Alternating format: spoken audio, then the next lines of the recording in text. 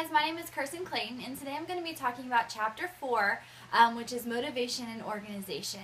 Motivation is something that I don't think about normally every day when I get up. I don't think about, oh, why am I motivated to go to work today, or why am I doing this today when I go to work. It's kind of something that I don't think about often, but I know it has a part in every action that I do and everything that I do at work or with my friends or in being a student or in classes. And so you can go ahead and go to the next slide. These are just some fun pictures of being motivated, just some fun things.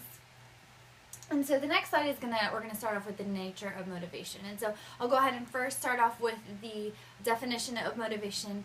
The definition of motivation is a set of forces that lead us to behave in a certain way.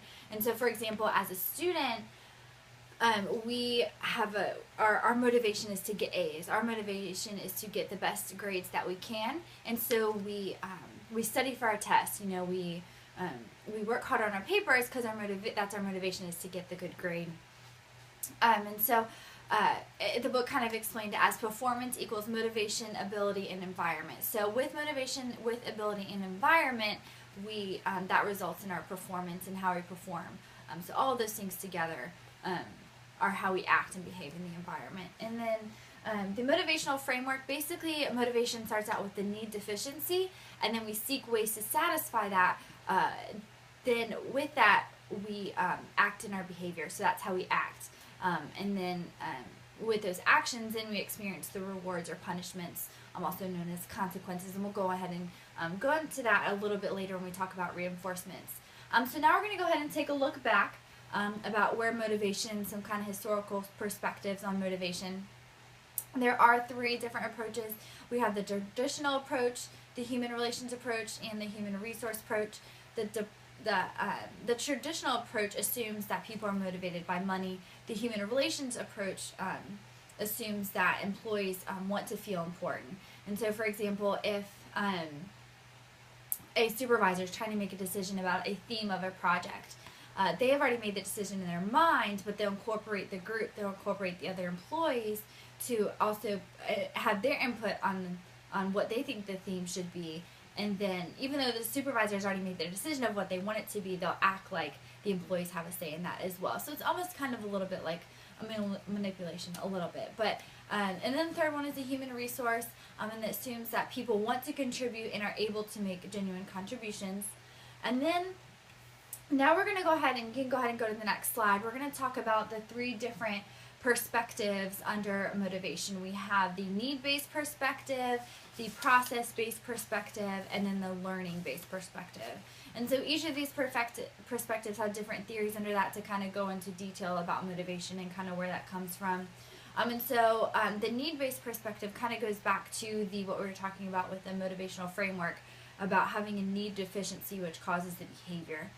And so these need theorists started thinking about how to categorizing these needs and how these needs were important to us or not important to us, or kind of what level of importance they are to us as humans.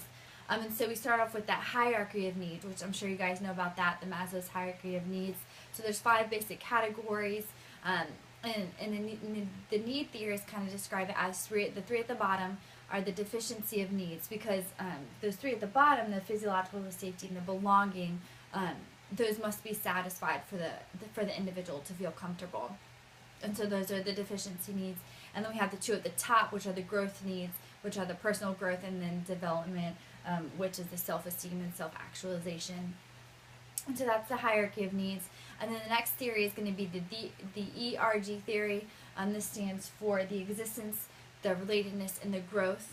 The existence is going to be the needs necessary for basic survival. So in relation to the hierarchy of needs, that's going to be the physiological level. And then the R is the relatedness. That's the need to relate to others. So with the hierarchy of needs, that's going to relate to the belongingness and the self-esteem. And then that last one, the growth, is kind of that personal accomplishment, that personal satisfaction relates to the self-esteem and that the actualization. And so then also under that is going to be the dual structural theory founded by Frederick Herzberg. And this states that he did research, kind of decide how employees were satisfied or dissatisfied with their job position. And so, kind of an example of this, of what they found was that a person who has indicated that they had low pay as a source of dissatisfaction would not necessarily identify the high pay as a source of satisfaction and motivation. So it kind of has motivation as dual structural. There's two dimensions, and so there's different levels that go into that motivation. And now we're going to go ahead and go to the process-based perspective. You can go ahead and go to the next slide. And that's going to be when the equity theory of motivation. People desire to be treated what they perceive as equal or equity, so they compare themselves to other people. So if a person feels equally treated, then they're motivated to maintain that status, maintain that motivation status. But if a person experiences inequity or they're not equal, then they're motivated to reduce that status or reduce that motivation. And then we go to the expectancy theory of motivation. We have there's three of these: the effort to performance expectancy, the performance to outcome expectancy, and then the outcomes and balances. And so this basically, the effort to performance is going to be the perception of the probability that an effort will lead to successful performance. The performance to outcome expectancy is the perception of the probability that a performance leads to certain outcomes. And then the outcome results from performing a behavior. And then the balance is the relative attractiveness or unattractiveness of a particular outcome that has for a person. So for example, a promotion, that's a positive balance, and then a stress, that's going to be a negative balance.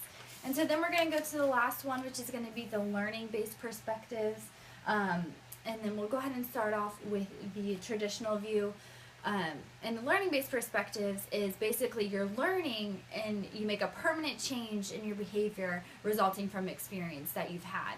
And so, for example, the first one we'll go ahead and actually talk about, it's going to be the classical conditioning. So, for example, if you get in trouble at work and your boss is yelling at you and she has a yellow dress on, you're going to remember that yellow dress, so whenever she wears that yellow dress again, you're going to have those same feelings as you did when she yelled at you. So that's the classical conditioning. And then the learning as a cognitive process basically explains that